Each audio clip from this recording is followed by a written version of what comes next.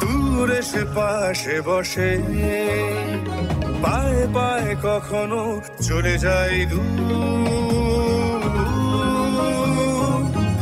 এ জীবন উদযাপনের সুর, radio radio Jadavpur, এগিয়ে চলার সুর, রেডিও রেডিও যাদবপুর।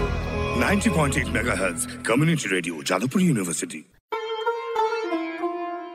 মুক্ত চিন্তার পথে ভিন্ন মননের খোঁজ, কমিউনিটি রেডিও যাদবপুর। আপনারা শুনছেন কমিউনিটি রেডিও যাদবপুর 90.8 মেগাহার্টজ। এই বেতার সম্প্রচারটি যাদবপুর বিশ্ববিদ্যালয়ের technical education quality improvement programme TEQIP-র অংশ। শুরু হচ্ছে আমাদের বিশেষ অনুষ্ঠান ম্যাটিক্স কৃষি পাঠশালা। এই অনুষ্ঠানে আমরা ভূমি সুরক্ষা এবং চাষবাসের নানান দিক নিয়ে আলোচনা করব। 90.8 কমিউনিটি রেডিও JU-তে এই বিশেষ অনুষ্ঠান শুনবেন সপ্তাহে 3 দিন। সঙ্গে থাকবেন কৃষক এবং কৃষি বিশেষজ্ঞরা। ভারত সরকারের রাসায়নিক ও সার মন্ত্রকের উদ্যোগে এবং ম্যাটিক্স ফার্টিলাইজার অ্যান্ড কেমিক্যালস লিমিটেডের সহায়তায় অনুষ্ঠানটি সম্প্রচার করা হচ্ছে।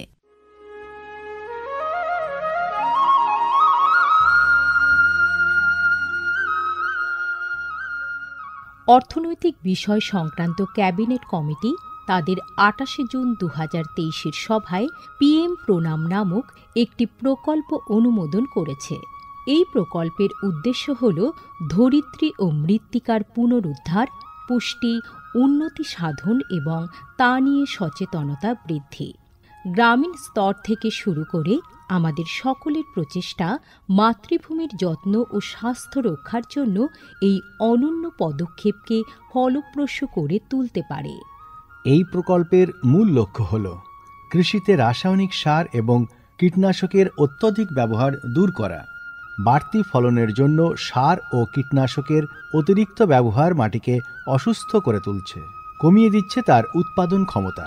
মাটির পুষ্টি আর সুরক্ষার জন্য প্রাকৃতিক অথবা জৈব সারের ভূমি পরীক্ষা ভিত্তিক সুষম ব্যবহার করা প্রয়োজন। পাশাপাশি দরকার জৈব ও প্রাকৃতিক চাষ পদ্ধতি এবং সম্পদ সংরক্ষণ প্রযুক্তি, যেমন সমন্বিত কৃষি ব্যবস্থা, ক্ষুদ্র সেচ, মালচিং, মাটির ক্ষতিকারক খনন না করা, ঘুরে ফিরে বিভিন্ন ফসলের চাষ ইত্যাদি। চাষবাসের এই টেকসই পদ্ধতিগুলো মাটির উর্বরতা বাড়াবে, পরিবেশ দূষণ কমাবে এবং দীর্ঘমেয়াদী উৎপাদনশীলতাকে শক্তিশালী করবে। সারের সুষম ব্যবহার শুধু মাটিই নয়, সার্বিকভাবে পরিবেশের স্বাস্থ্য রক্ষা করে। সুষম সার ব্যবহারের অর্থ হল উদ্ভিদকে তার প্রয়োজনীয় পুষ্টি উপাদানগুলি সঠিক পরিমাণে এবং অনুপাতে, সঠিক সময়ে এবং উপযুক্ত পদ্ধতিতে দেওয়া। সংশ্লিষ্ট রাজ্য বিশ্ববিদ্যালয়গুলি ইতিমধ্যেই তাদের এলাকায় উৎপাদিত ফসলের প্রয়োজন অনুসারে এর ডোজগুলি নির্ধারণ করেছে। সঠিক মাত্রায় সার ব্যবহার করলে ফলন যেমন বাড়বে, তেমনি বাড়বে ফসলের গুণমান। ভালোভাবে পোষিত মাটিতে ফলানো ফল, শাকসবজি ও শস্য প্রয়োজনীয় পুষ্টিতে ভরপুর আর সুস্বাদু হয়। ফলনের বৃদ্ধি আর উন্নত গুণমান আমাদের কৃষকদের জন্য নিয়ে আসবে বেশি মুনাফাও। শুধু বেশি ফসল নয়, উন্নততর ফসল আমাদের লক্ষ্য। এই কৌশলে লাভবান হবে প্রত্যেকে, আমাদের কৃষকরা, আমাদের পরিবেশ এবং সর্বোপরি আমরা সকলে। বিচার বিবেচনার সঙ্গে পরিপোষক ব্যবহার করলে কেবল ফলনই বাড়ে না, প্রজন্মের পর প্রজন্ম জমি থাকে উর্বর। সুতরাং আসুন, একটি উজ্জ্বল এবং স্থায়ী কৃষি ভবিষ্যতের জন্য আমরা সুষম সার ব্যবহারের প্রচার ও অনুশীলন চালিয়ে যাই।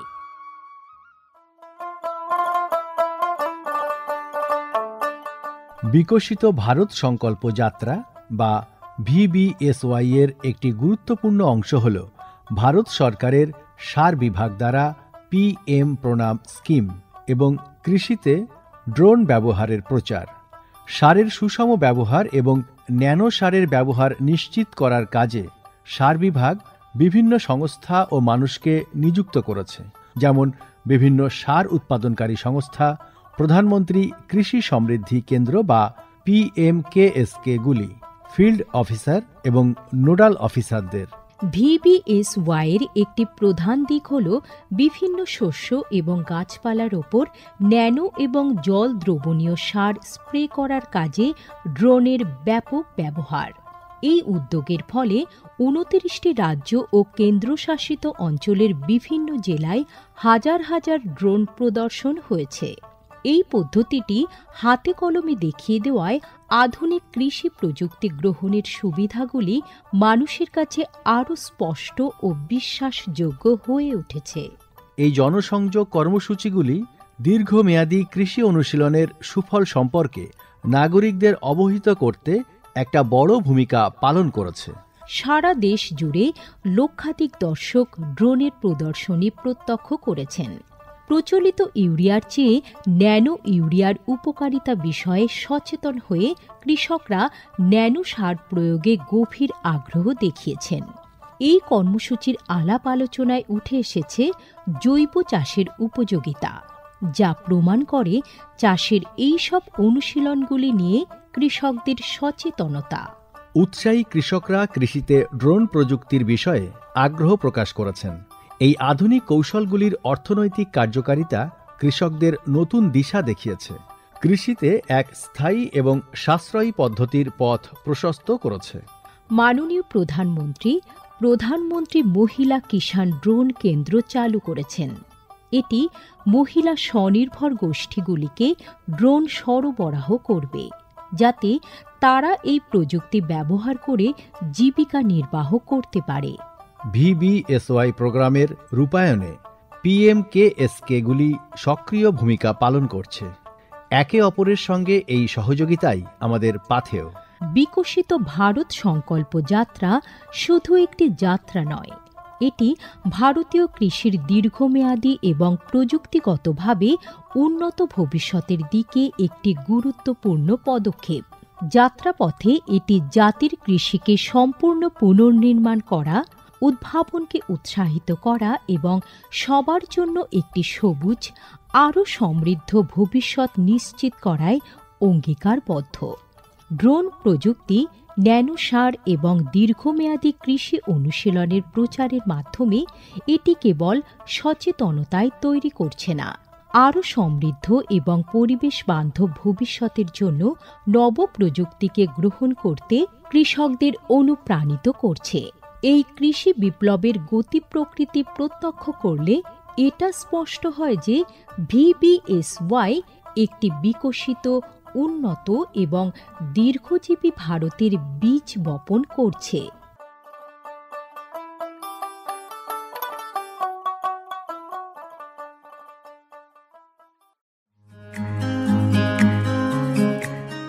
ভারতের যে সার কোম্পানিগুলি সবচেয়ে দ্রুত গতিতে বৃদ্ধি পাচ্ছে, ম্যাটিক্স ফার্টিলাইজার্স অ্যান্ড কেমিক্যালস লিমিটেড তার মধ্যে অন্যতম। পশ্চিমবঙ্গের পানাগড়ে অবস্থিত তাদের কারখানায় বছরে 12.5 লক্ষ টনের ওপর ইউরিয়া সার উৎপাদন হয়। ভারত সরকারের গ্রিনফিল্ড প্রজেক্ট হিসেবে স্বীকৃত এই কারখানায় তৈরি হয় ডক্টর ফসল। ইতিমধ্যেই যা পূর্ব ভারতের সর্বাধিক বিক্রিত ইউরিয়া সার হয়ে উঠেছে। কৃষি উন্নয়ন ও ভূমি সুরক্ষা, ক্ষুধা, অপুষ্টি ও দারিদ্র্য দূরীকরণ, গ্রামীণ এলাকা ও বস্তি উন্নয়ন, লিঙ্গ সাম্য, পরিবেশ, স্বাস্থ্য, শিক্ষা ইত্যাদি নানান বিষয়ের উপর জোর দেয় ম্যাটিক্সের CSR প্রকল্পগুলি। ম্যাটিক্স এক সবুজ ভবিষ্যতের অঙ্গীকার। ম্যাটিক্স কৃষি পাঠশালার আমাদের আজকের বিষয় হলো কৃষিতে জীবাণু সারের ব্যবহার। আর এ বিষয়ে আমাদের সঙ্গে আলোকপাত করার জন্য স্টুডিওতে উপস্থিত আছেন ডক্টর অজিত কুমার পোদ্দার, যিনি নিমপিঠের বিবেকানন্দ ইনস্টিটিউট অফ বায়োটেকনোলজির উপদেষ্টা এবং কলকাতা ইউনিভার্সিটির বায়ো ফার্টিলাইজার টেকনোলজি কোর্সের কোর্স কোঅর্ডিনেটর। পাশাপাশি তিনি TNU অর্থাৎ দ্য নিউটিয়া ইউনিভার্সিটির ভিজিটিং ফ্যাকাল্টি সয়েল সায়েন্সের ওপরে। এছাড়াও তিনি বহুদিন ধরে পৃথিবীর নানান প্রান্তে, নানান দেশে এই সমস্ত বিষয়ের ওপরে তিনি শিক্ষক এবং প্রশিক্ষক হিসাবে কাজ করেছেন। তো তাকে আমরা আজকে পেয়েছি আমাদের যাদবপুর ইউনিভার্সিটির কমিউনিটি রেডিওর স্টুডিওতে ম্যাটিক্স কৃষি পাঠশালার এই অনুষ্ঠানে। আপনাকে আমরা প্রথমেই আমাদের এই অনুষ্ঠানে স্বাগত জানাচ্ছি। ধন্যবাদ আপনাকে। আমাদের তো আজকের বিষয় কৃষি কাজে জীবাণু সারের ব্যবহার। তো আমরা তো সার বলতে অনেক কিছুই বুঝি, যেমন জৈব সার, অজৈব সার বা রাসায়নিক সার বলি আমরা। তো এই জীবাণু সার বলতে কি বুঝি, যদি একটু বুঝিয়ে বলেন প্রথমেই। যখন আগে আমরা ছাত্র ছিলাম তখন আমরা সারকে দুভাগে ভাগ করতাম। একটা ছিল জৈব সার আর একটা ছিল রাসায়নিক সার। জৈব সারের ভিতরে সব ধরনের জৈব পদার্থ দিয়ে উৎপাদিত সার এবং পরের দিকে আসছিল কেঁচো সার, ফার্মিয়ার ম্যানুর ইত্যাদি ইত্যাদি। এরপর যখন নাকি আমরা বিজ্ঞানীরা আলোচনা করে দেখলাম যে এই দুটো সার যদি রাখা যায় সেখানে ক্লাসিফিকেশনটা ঠিক মতো হয় না, ফলে বর্তমানে এই সারকে 4 ভাগে ভাগ করা হয়। প্রথম রাসায়নিক সার, যেমন urea, TSP, muriate of potash, zinc sulphate ইত্যাদি। আর দ্বিতীয় হলো জৈব সার বা ইংরেজিতে বলে অর্গানিক ফার্টিলাইজার। 3 নম্বর আছে জীবাণু সার। আচ্ছা, জীবাণু সার হলো এক ধরনের সার যে সারের ভিতরে চোখে দেখা যায় না জীবাণু অবস্থান করে সারের ভূমিকায় অবতীর্ণ হয়। আচ্ছা। অর্থাৎ এখানে যে সারটা কাজ করবে সেই কাজটা করবে কিন্তু জীবাণুটা। আচ্ছা। এই জন্য এটাকে বলা হয় জীবাণু সার, যা নাকি জীবাণুটাই কাজ করবে। সে যে জীবাণু হতে পারে, ব্যাকটেরিয়া হতে পারে, ফাঙ্গাস হতে পারে, অ্যাক্টিনোমাইসিস হতে পারে, এলজি হতে পারে, সেটা আলাদা। জীবাণু সারও এক ধরনের সার যা নাকি পরিবেশকে দূষণমুক্ত রাখে, বাহ, পরিবেশের পর কোনো রকম বিরূপ প্রতিক্রিয়া ফেলে না। এবং অতিরিক্ত, যেমন আমরা যদি রাসায়নিক সার অতিরিক্ত ব্যবহার করি, দেখা যাবে যে ফসল খুব সবুজ হয়েছে, কিন্তু এই সবুজের এফেক্টটা হয় পোকা এবং পতঙ্গ ওখানে এসে ইনফেকশন করে, ফলে রোগের শুরু হয়। এখনও আমাদের দেশে সার কিন্তু প্রচুর পরিমাণে ফার্মাররা ব্যবহার করছেন, কৃষকরা ব্যবহার করছেন, যা নাকি ভালো হতো না। এই সারের রাসায়নিক সারের পরিবর্তনে, নাইট্রোজেনে পরিবর্তন হিসাবে আমরা 3 রকমের সার আমরা এখন ব্যবহার করছি। একটা হলো সিম্বায়োটিক নাইট্রোজেন ফিক্সেশন, যে বাতাসে কিন্তু প্রচুর পরিমাণে নাইট্রোজেন আছে। সেই নাইট্রোজেন কিন্তু সাধারণত জীবাণু এবং অন্যান্য গাছরা গ্রহণ করতে পারে না, কিন্তু কিছু সংখ্যক জীবাণু আছে তারা সেটা গ্রহণ করতে পারে। সেই জন্য এই সারটাকে 3 ভাগে ভাগ করা যায়। 1 নম্বর হলো, আমরা প্রথম যদি বলি যে সিম্বায়োটিক নাইট্রোজেন ফিক্সেশন, মানে শিম জাতীয় শস্যে, আপনি শিম জাতীয় অনেকে বুঝবেন না, সেই জন্য আমি বলছি ডাল জাতীয় শস্যে। আচ্ছা, ডাল জাতীয় শস্যের শিকড়ে একরকম গুটি হয়, সেই গুটিগুলো সেখানে বসে বাতাসের নাইট্রোজেনটাকে সংগ্রহ করে নিজের প্রয়োজন মেটায় এবং বাকিটা অতিরিক্তটা গাছে সরবরাহ করে। ফলে সেক্ষেত্রে কিন্তু আমরা নাইট্রোজেন না দিলেও চলে। তো অতএব লিগুম জাতীয় ক্রপে, যেমন শিম জাতীয় গদ্যে যদি আপনি জীবাণু সার সঠিকভাবে ব্যবহার করেন, তবে আমরা দেখেছি পরীক্ষা করে, শুধু ইন্ডিয়াতে না, পৃথিবীর বিভিন্ন দেশে আমরা দেখেছি যে সাধারণত ইউরিয়া সার দরকার হয় না। আর এরপরে আছে নন সিম্বায়োটিক নাইট্রোজেন ফিক্সার।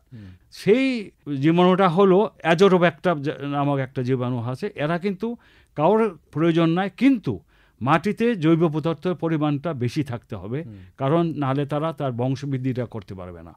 যত সে বংশবৃদ্ধিটা করবে তত নাইট্রোজেন ফিক্সেশন করতে পারবে, ততটা সে গাছে সরবরাহ করতে পারবে। সেই ক্ষেত্রে কিন্তু আমরা এই সারটা ব্যবহার করব, মানে বিশেষ করে সবজি জাতীয় যে ফসলগুলো হয় এবং নন লিগুম ক্রপে। আর 3 নম্বর যেটা আছে, আপনারা জানেন ধান গাছ যদি আপনারা উঠান, দেখবেন শিকড়টা কিন্তু কোনো একটা পার্টিকুলার ট্যাপ রুট, ল্যাটারাইট রুটে থাকে না, ওটা থাকে ফাইবারস রুটে থাকে, মানে বাংলাতে বলা হয় গুচ্ছমূল হিসাবে থাকে। সেই গুচ্ছমূলের ভিতরে এই জীবাণুর নাম হলো অ্যাজোস্পিলিয়াম। এই অ্যাজোস্পিলিয়ামটা ওই গুচ্ছমূলের সাথে একবারে ডিফিউজ লেগে থেকে ডিফিউজ পদ্ধতিতে বাতাসে নাইট্রোজেন নিয়ে নিজের প্রয়োজন মেটায় আর বাকিটা গাছকে সরবরাহ করে। সেই ক্ষেত্রে আমরা দেখেছি যে মানে 20 থেকে 30% আপনার কেজি নাইট্রোজেন পার হেক্টর তারা পেয়ে যাচ্ছে। তো নাইট্রোজেনের জন্য জীবাণু সার 3 রকমের আমরা ব্যবহার করছি, এবং এটা আমাদের ইনস্টিটিউট বলুন আর অন্য যে কোনো বিশ্ববিদ্যালয় বা ইনস্টিটিউট বলুন সরবরাহ করছে। একটা হলো rhizobium for legumes crop, azotobacter for non legumes or vegetable crop, আর গুচ্ছমূল জাতীয়, শুধু ধান না, আপনার পেঁয়াজ, রসুন এই জাতীয় ফসলও কিন্তু এই অ্যাজোস্পিলিয়ামটা ব্যবহার করা হচ্ছে। তাহলে স্যার এই যে জীবাণুসার তো বুঝলাম, কিন্তু জীবাণুসার কত প্রকার যদি আমরা বলি তাহলে কি এই 3 রকমই বলবো? 3 রকমের নাইট্রোজেনের জন্য। আরও আছে আমাদের একটা নর্মাল গ্রোথের জন্য 20টা এসেনশিয়াল এলিমেন্টের দরকার, কিন্তু একটা গাছকে যদি আপনি অ্যানালাইসিস করেন দেখবেন 90 ধরনের নিউট্রিয়েন্ট পাওয়া যাচ্ছে। কিন্তু আমি বলছি একটা এসেনশিয়াল কথাটা বলছি এই কারণে যে এসেনশিয়াল এলিমেন্ট হলো 20 ধরনের, তার মধ্যে 9টা আসে বেশি পরিমাণে লাগে আর 11টা কম পরিমাণে লাগে, কিন্তু তা লাগতে হবে। এর একটারও যদি কোনো অভাব হয় তো গাছ কিন্তু তার লাইফ সাইকেলটা কমপ্লিট করতে পারে না, এক। দ্বিতীয় নম্বর, এর অভাবে গাছ একটা সিমটম দেখায়, শুধু সেই এলিমেন্টটা প্রয়োগ করলে পরেই আপনার ওইটা রিমুভ হয়ে যাবে, তাছাড়া কিন্তু রিমুভ করতে পারবেন না। আর 3 নম্বর হলো গাছের ভিতরে প্রচুর কেমিক্যাল এবং বায়োকেমিক্যাল রিয়েকশন হয়, তার যে কোনো একটা জায়গায় সে অংশগ্রহণ করবে। আর এই 3টা ক্রাইটেরিয়া কিন্তু তাকে মিনিমাম 2টো গাছের মধ্যে সংগঠিত করতে হবে, তবে সেটা এসেনশিয়াল হবে। তো আমরা সাধারণত কৃষকরা কি ব্যবহার করে, সাধারণত নাইট্রোজেন, ফসফরাস এবং পটাশিয়াম, NPK। তো নাইট্রোজেনের জন্য আমি 3টা বললাম আপনাকে, জীবাণুসার। আর হলো ফসফরাসের জন্য, ফসফরাস যখন মাটিতে আমরা প্রয়োগ করি এটা হলো সিঙ্গল সুপার ফসফেট হিসেবে ব্যবহার করা হয়, সেটার কিন্তু 30% মাত্র গাছ নিতে পারে, আর 70% মাটি এইভাবে আটকিয়ে দেয় যে ওখান থেকে গাছ আর ওই ফসফরাসটা নিতে পারে না, ফিক্সড হয়ে যায়, এবং এটা একটা চিনেট হয়ে যাচ্ছে। আস্তে আস্তে আমাদের মাটির নিচে একটা শক্ত আবরণ সৃষ্টি হচ্ছে, constant use of the phosphorus. So আমরা যদি সেটার পরিবর্তে যদি আমরা জীবাণুসার ব্যবহার করি, ফসফরাস সলিউবলাইজিং ব্যাকটেরিয়া, তো দেখা গেছে ওই যে আটকিয়েছিল যে ফসফরাসটা মাটির সাথে, সেটা কিন্তু আবার অ্যাভেলেবেল ফর্মে নিয়ে আসতে পারে এবং গাছটা নিতে পারে। এই জন্য আমাদের একটা রিকমেন্ডেশন হলো একবার SSP দিবেন, আর পরবর্তী 2টো ফসলের জন্য আপনি জীবাণুসার ব্যবহার করবেন, ফসফরাস। এছাড়া আছে পটাশ সলিউবলাইজিং ব্যাকটেরিয়া, যেটা নাকি নাইট্রোজেন এবং ফসফরাসকে ব্যালেন্স করে। তো সেটা কিন্তু আমরা ফসফেট সলিউবলাইজিং অর মোবিলাইজিং ব্যাকটেরিয়া হিসাবে আমরা ব্যবহার করলে পরে যেগুলো ফিক্সড হয়েছিল সেগুলো কিন্তু আবার আনঅ্যাভেলেবেল ফর্ম থেকে অ্যাভেলেবেল ফর্মে চলে আসে এবং গাছটা গ্রহণ করতে পারে। বর্তমানে এই 3টা ভারতবর্ষে ব্যবহৃত হচ্ছে। তো কিছু কিছু স্টেটে কিন্তু এখন জিঙ্ক সালফেটও জীবাণুসার হিসেবে ব্যবহার হচ্ছে। বেশ স্যার, এই ঘটে জীবাণুসারই বর্তমানে অ্যাভেলেবেল ইন আওয়ার কান্ট্রি এবং কাজ করছে। হ্যাঁ স্যার, মোটামুটি আপনার কথা থেকেই আমরা অনেকটা বুঝতে পারলাম যে জীবাণুসারের প্রয়োজনীয়তা কেন। তবু আপনার থেকে আরেকবার আমি জানতে চাইবো একটু ডিটেলসে যে ধরুন আমাদের তো রাসায়নিক সার আছে, জৈব সার আছে, তারপরেও কেন জীবাণুসারের প্রয়োজনীয়তা? একটা কথা আছে ইংরাজিতে, constant use of the chemical fertiliser is not good for the soil health. কথাটা আমি বলেন সয়েল হেলথ। আমাদের যেমন হেলথের একটা ব্যাপার আছে, মাটিরও কিন্তু হেলথের ব্যাপার আছে। আমাদের কৃষক ভাইরা বুঝে হোক না বুঝে হোক তারা কিন্তু প্রচুর পরিমাণে ইউরিয়া ব্যবহার করেছেন এবং অন্যান্য সার ব্যবহার করছেন, ফলে যেই রকম ফসল আশা করা যেত সেটা কিন্তু বর্তমানে হচ্ছে না। এজন্য কৃষক ভাইরা কী করছে, অতিরিক্ত রাসায়নিক সার ব্যবহার করছে, তাতে কিন্তু ফসলের উৎপাদনটা বৃদ্ধি পাচ্ছে না। অতএব এটাকে যদি আমরা অল্টারনেটটা করে নিই তাই কিন্তু আমরা এটাতে বেনিফিট পাবো। আর একটা সবচেয়ে ইম্পর্টেন্ট কথা, আমাদের পূর্বপুরুষরা কিন্তু কোনো সার ছিল না, দিতেও না তারা, কিন্তু তারা জৈব সারের উপর বেশি নির্ভর করত। কিন্তু আমরা এই সবুজ বিপ্লবটা আসার পরে আমরা কিন্তু খুব বেশিরভাগ কিন্তু রাসায়নিক সারের উপর নির্ভরশীলতা এবং রাসায়নিক কীটনাশক এবং পোষণের উপর নির্ভর করে ফেলাইছে। ফলে হয়েছে কি, যতটুকু আমরা আশা করেছিলাম হয়েছে, কিন্তু অতিরিক্ত হওয়ার জন্য এখন কিন্তু সেই উৎপাদনেরটা ডিক্লাইন করে গেছে। এইটার থেকে পরিত্রাণ পাওয়ার জন্য কিন্তু আমাকে জীবাণুসার ব্যবহার করতে হবে। এবং আমাদের ওই সময় মাটির 5% জৈব পদার্থ ছিল আমাদের মাটিতে, কিন্তু সেটা কমতে কমতে কমতে কমতে প্রায় 1 এবং 1-এর নিচে চলে আসছে। খুব খারাপ। এবং এটা যদি আরও কমতে কমতে 0-তে এসে যায় তখন আপনি রাসায়নিক সার ব্যবহার করেও কিন্তু কোনো উৎপাদন বৃদ্ধি করতে বা উৎপাদন করতে পারবেন না। তখন সেই মাটিটাকে বলা হবে কিন্তু মৃত মাটি বা ডেথ সয়েল। অতএব সেই জন্য বর্তমানে আমাদের উদ্দেশ্য হলো আমাদের রাসায়নিক সারটা যতটুকু পারা যায় কমাও, এবং জৈব এবং জীবাণু সার এবং সবুজ সারটাকে বেশি করে পরিমাণ করো। এটি হলো আমাদের উদ্দেশ্য। তাতে পরিবেশটা ভালো থাকবে এবং এই এক একটা জীবাণু সার, জৈব সার এবং সবুজ সারের ভিতরে গাছের এই 20টা ছাড়াও আরও প্রচুর নিউট্রিয়েন্ট থাকে, যা কিন্তু ব্যালেন্স হিসাবে আমাদের ফসলে কার্যকরিতা করে। এই জন্যই আমরা চেষ্টা করব যতটুকু নাইট্রোজেন বা ইউরিয়া বা এসএসপি এবং এমপি কমানো যায় এবং সাথে তিনটে ব্যবহার করা যায়। জীবাণু সার আমরা কোথায় পাবো এবং কিভাবে এটা তৈরি হয়? আচ্ছা, জীবাণু সার আপনারা নিশ্চয়ই দই দেখেছেন, খুব প্রিয় জিনিস। দইটা কীভাবে তৈরি হয় জানেন? অনেকে জানেন না, আমি তাই একটু বলে দিই। দুধ, এটাকে জাল দেওয়া হয়, তারপরে এটাকে একটা জায়গায় রাখা হয়, যে ওয়ার্ম রাখা হয়, ওয়ার্ম জমা থাকে, তার মধ্যে পূর্বের একটা অল্প একটু দই দিয়ে দেওয়া হয়। এটা আস্তে আস্তে জিনিসটা 2 দিন পরে একদম পুরোটা দই হয়ে যায়। কি দেওয়া হয়? এটা হলো ল্যাক্টোব্যাসিলাস, একরকম জীবাণু। আমাদেরটা ঠিক একই পদ্ধতিতে তৈরি করা হয়। যেই জীবাণু, যেই খাদ্যটা তার জন্য ভালো, আমরা সেই খাদ্যটা মিডিয়া তৈরি করি অ্যাসেপটিক কন্ডিশন মেনটেন করে, স্টেরিলাইজ কন্ডিশন মেনটেন করে। অতএব সেই ক্ষেত্রে আমরা ওটা যদি দিয়ে দেই ওটা, তো সেটা কিন্তু জীবাণুটা আস্তে আস্তে বৃদ্ধি পায় এবং তার কোয়ালিটি কন্ট্রোল দেখে থেকে আমরা আইদার ক্যারিয়ারের ভিতরে ব্যবহার করে দেই অথবা আমরা লিকুইড ফর্মেও ব্যবহার করতে পারি। তবে এটা চাষিরা পাবেন কোথায়? পাবেন কোথায়? যেসব কোম্পানি, এখন প্রচুর কোম্পানি হয়ে গেছে বায়ো ফার্টিলাইজার উৎপাদন কোম্পানি। তো কিন্তু ইউনিভার্সিটি এবং গভর্নমেন্ট প্রতিষ্ঠিত যেসব জীবাণু সার উৎপাদন যে প্রতিষ্ঠানগুলো আছে, সেখান থেকে আপনারা খুব সস্তা দামে কিনতে পারবেন এবং এটা 16 টাকা 100 গ্রাম, যা 1 বিঘা জমিতে ব্যবহার করতে খুব সস্তা, খুব সস্তা। তো এই সার যে চাষিরা ব্যবহার করবেন, তার কোনো নির্দিষ্ট প্রণালী আছে? হ্যাঁ, ডেফিনেটলি। এই একটা খুব সুন্দর একটা প্রশ্ন করেছেন আপনি। উৎপাদন করলেন, কিন্তু আপনাকে প্যাকেটটা দেখতে হবে যে আপনি কোন ফসলের জন্য নিচ্ছেন। এটা কিন্তু স্পেসিফিক না, এটা স্পেসিফিক। আপনি কোন যাই ফসলে ব্যবহার করবেন, সেই ফসলের জন্য আপনাকে লেখা থাকে, সেটা দেখে নিতে হবে। এরপরে দেখতে হবে আপনার এক্সপায়ারি ডেটটা। মানে আমরা যেমন মেডিসিনের জন্য এক্সপায়ারি ডেট দিই, এটারও একটা এক্সপায়ারি, কারণ এখানে একটা জীবন আছে, ব্যাকটেরিয়াটা জীবন, তাই তো? তো ওটাকে যদি আপনি জীবিত যতদিন রাখা যায়, আমাদের পরীক্ষা করে আমরা জানি, আমরা বলি উৎপাদনের থেকে 6 মাসের ভিতরে আপনাকে এটাকে ব্যবহার করতে হবে। আচ্ছা, দুটো গেল। এরপরে আপনারা বলি এই ব্যাকটেরিয়াগুলো খুব সেন্সিটিভ ফ্রম ডাইরেক্ট সানলাইট এবং অতিরিক্ত উত্তাপে। ফলে আপনি যখন এটাকে ব্যবহার করবেন, নিয়ে আসবেন প্যাকেটগুলো, সেটা সাদা একটা ব্যাগে আনবেন।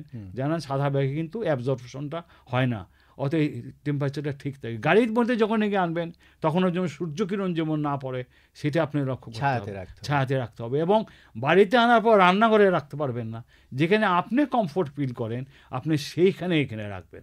ব্যবহার পদ্ধতি হলো আমরা সিডের সাথে ব্যবহার করতে পারি, দানার সাথে, অথবা আমরা রুট, মানে যখন নাকি শিকড় বেরোচ্ছে, মানে আমরা ব্যবহার করি। বিশেষ করে কফি, লঙ্কা, এগুলো তো আমরা চারা থেকে তারপর ট্রান্সপ্লান্টেশন করি মেইন ফিল্ডে।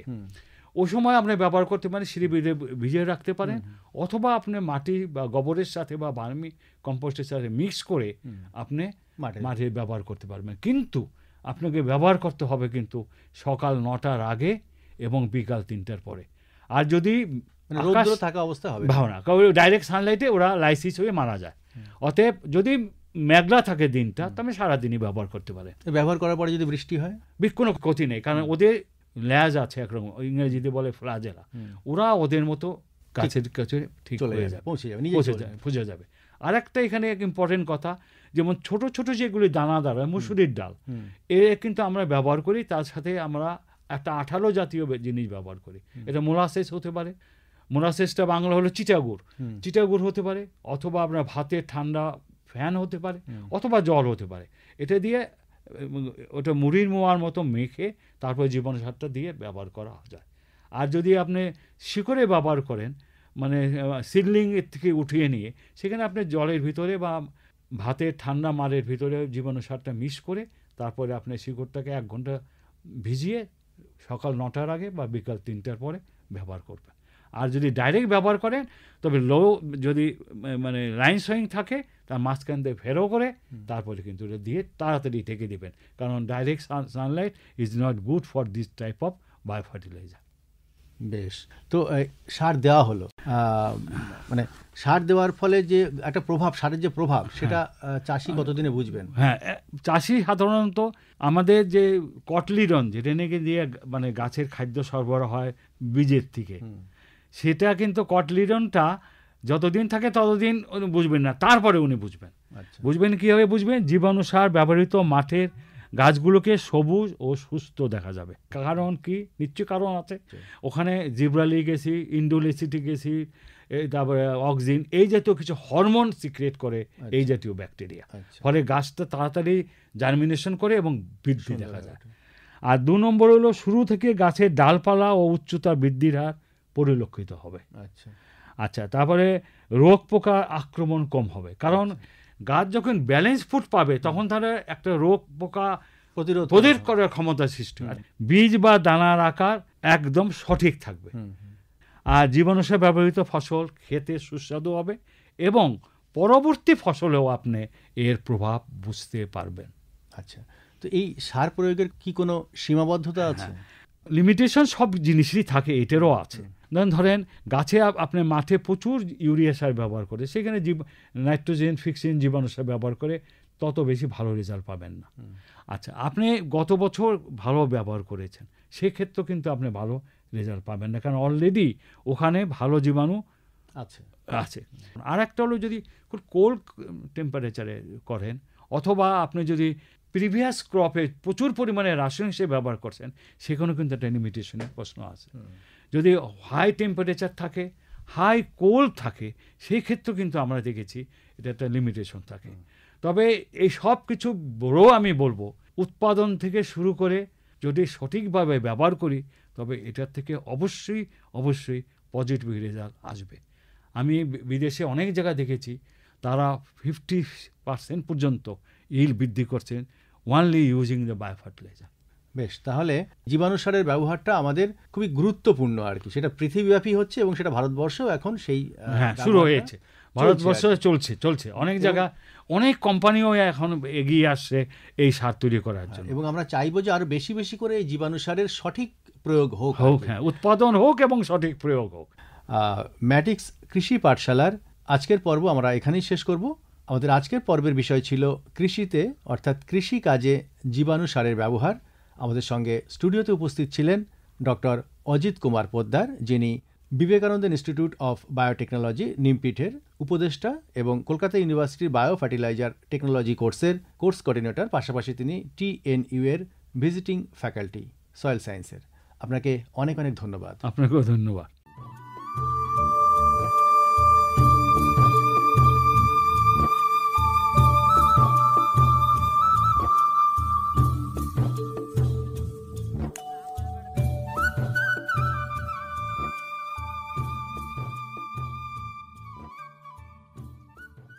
এতক্ষণ শুনলেন আমাদের বিশেষ অনুষ্ঠান ম্যাটিক্স কৃষি পাঠশালা। ভারত সরকারের রাসায়নিক ও সার মন্ত্রকের উদ্যোগে এবং ম্যাটিক্স ফার্টিলাইজার অ্যান্ড কেমিক্যালস লিমিটেডের সহায়তায় অনুষ্ঠানটি সম্প্রচার করা হলো। কেমন লাগলো এই অনুষ্ঠান আমাদের জানাতে পারেন 0332457262 নম্বরে। আপনারা আমাদের মেইলও করতে পারেন radioju@gmail.com এ। আমাদের ইউটিউব চ্যানেল রেডিও জেইউ, এখানেও আপনারা এই বিশেষ অনুষ্ঠানটি শুনতে পারেন। আর আমাদের ইনস্টাগ্রাম আইডি radio_JU আপনারা ফলো করতে পারেন। আজকের মতো ম্যাটিক্স কৃষি পাঠশালা এ পর্যন্তই। শুনতে থাকুন কমিউনিটি রেডিও জেইউ 90.8 মেগাহার্টজে। ভারতের যে সার কোম্পানিগুলি সবচেয়ে দ্রুত গতিতে বৃদ্ধি পাচ্ছে ম্যাটিক্স ফার্টিলাইজার্স অ্যান্ড কেমিক্যালস লিমিটেড তার মধ্যে অন্যতম। পশ্চিমবঙ্গের পানাগড়ে অবস্থিত তাদের কারখানায় বছরে 12.5 লক্ষ টনের ওপর ইউরিয়া সার উৎপাদন হয়। ভারত সরকারের গ্রিনফিল্ড প্রজেক্ট হিসেবে স্বীকৃত এই কারখানায় তৈরি হয় ডক্টর ফসল। ইতিমধ্যে যা পূর্ব ভারতের সর্বাধিক বিক্রিত ইউরিয়া সার হয়ে উঠেছে। কৃষি উন্নয়ন ও ভূমি সুরক্ষা, ক্ষুধা, অপুষ্টি ও দারিদ্র্য দূরীকরণ, গ্রামীণ এলাকা ও বস্তি উন্নয়ন, লিঙ্গ সাম্য, পরিবেশ, স্বাস্থ্য, শিক্ষা ইত্যাদি নানান বিষয়ের উপর জোর দেয় ম্যাটিক্সের CSR প্রকল্পগুলি। ম্যাটিক্স এক সবুজ ভবিষ্যতের অঙ্গীকার। মুক্ত চিন্তার পথে ভিন্ন মননের খোঁজ, কমিউনিটি রেডিও যাদবপুর। আপনারা শুনছেন কমিউনিটি রেডিও যাদবপুর 90.8 মেগাহার্টজ। এই বেতার সম্প্রচারটি যাদবপুর বিশ্ববিদ্যালয়ের technical education quality improvement programme TEQIP-র অংশ। পাশে পাশে বসে পায়ে পায়ে কখনো চলে যাই দূর এ জীবন উদযাপনের সুর রেডিও রেডিও যাদবপুর এগিয়ে চলার সুর radio radio Jadavpur 90.8 megahertz community radio Jadavpur University